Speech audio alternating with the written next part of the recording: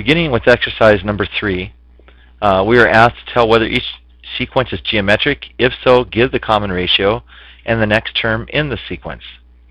So, looking at number 3, we are given the sequence being 1, 4, 16, 1, 4, 16, 64, and then it continues. To find the common ratio, take one number in the sequence and divide it by the previous number. So if I go 4 divided by 1, I get 4. If that continues to hold consistently, in other words, if I take the next number in the sequence, let's say 16, and divide that by the previous number, which is 4, if my answer to that division is also 4, probably a good bet that the sequence is geometric. Let's try one more time. So if I go 64 divided by 16, that also is 4. So I know my common ratio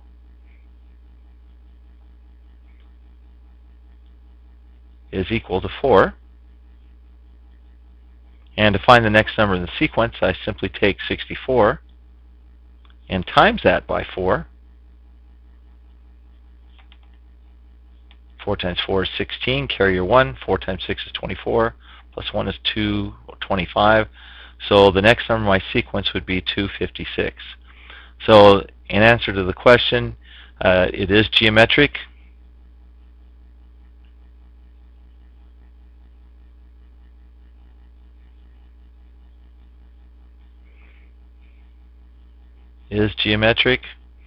Common ratio is 4, and the next term in the sequence is 256. Looking at number 5, here I have 1/2 followed by 1/3 followed by 1/4 followed by 1/5,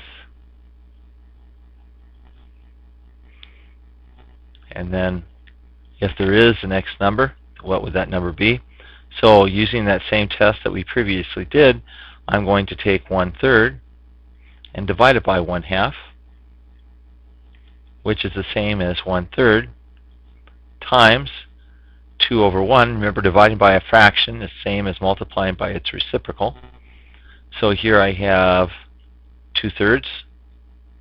If I perform that same operation with the next number in the sequence, I'm going to go 1/4 divided by 1/3, which would be 1/4 times 3 over 1, which is 3/4. Well, I know 2/3 is not equal to 3/4, therefore not a geometric sequence.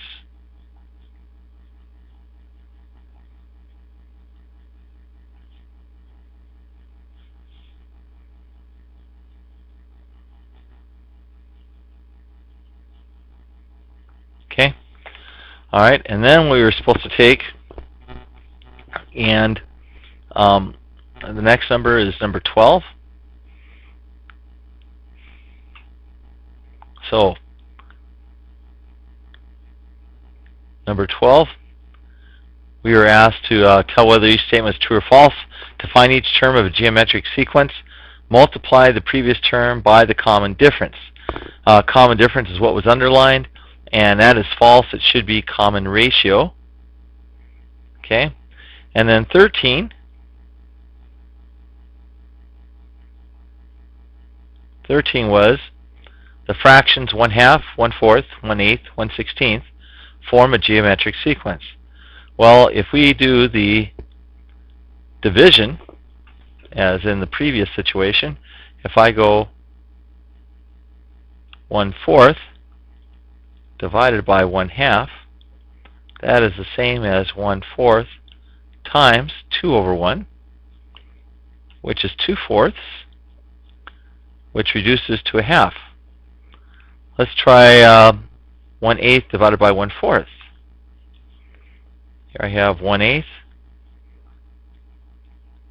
divided by 1/4, which is the same as 1/8 times 4 over 1, which is 4/8, which reduces to a half. So in this case,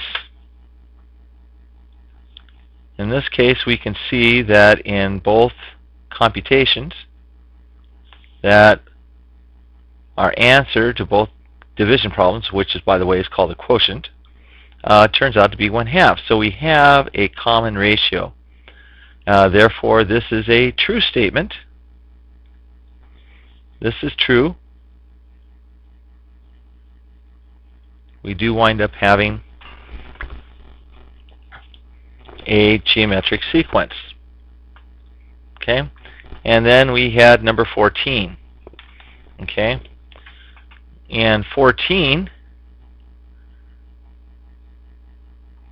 reads a to the n. Better to write this, I think. So here I have a to the n is equal to 1 times 5 to the n minus 1 in a sequence 1, 5, 1, 5, 25, 1, 25, dot, dot, dot. They're saying that that is the 5th term.